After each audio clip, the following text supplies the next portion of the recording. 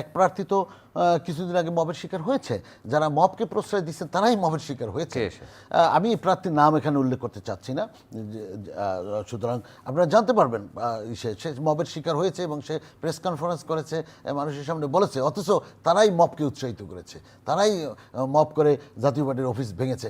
আজকে আমি দেখলাম একটু আগে যারা জাতীয় পার্টির অফিস জ্বালিয়ে দিয়েছে তারা আজকে জাতীয় পার্টির অফিসে কিছুক্ষণ আগে নাসিরউদ্দিন পাটোয়ারি ওখানে ভোট চাইতে গিয়েছেন আমাদের অফিসে। তো এটাই তো গণতন্ত্র, ভোট চাবে, শত্রুর বাড়িতেও ভোট চেতে যেতে পারে, কিন্তু যেই বাড়িতে আগুন জ্বালিয়ে দিলেন আপনারা কিছুদিন আগে, সেই বাড়িতে আপনার এখন পরিস্থিতি আপনাকে ভোট চাওয়ার জন্য আপনাকে নিয়েছে। তো এই জিনিসটা তো আমাদের প্রত্যেকের চিন্তা করা উচিত যে আমরা প্রত্যেক নাগরিকের সমান অধিকার আছে, আমার ভোট চাওয়ার অধিকার আছে, আমি ভোট চাবো, কিন্তু আমি যেই বাড়িতে আমি ভোট চেতে যাবো সে আমাকে ভোট দেবে না দেবে সে ব্যালটের মাধ্যমে সে সিদ্ধান্ত নেবে, কিন্তু আমাকে তো মব করতে পারে না, আমাকে তো বেইজ্জতি করতে পারে না, আমাকে তো মারধর করতে পারে না।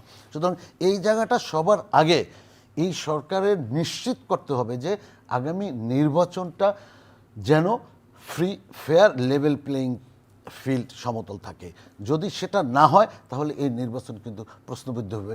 এমনিতেই এই নির্বাচন নিয়ে নানান রকমের প্রশ্ন মাঠে ঘুরে বেড়াচ্ছে। নির্বাচন যতটা না প্রচারমুখী, নির্বাচন যতটা না উৎসবমুখর, তার থেকে বেশি প্রশ্নবোধক।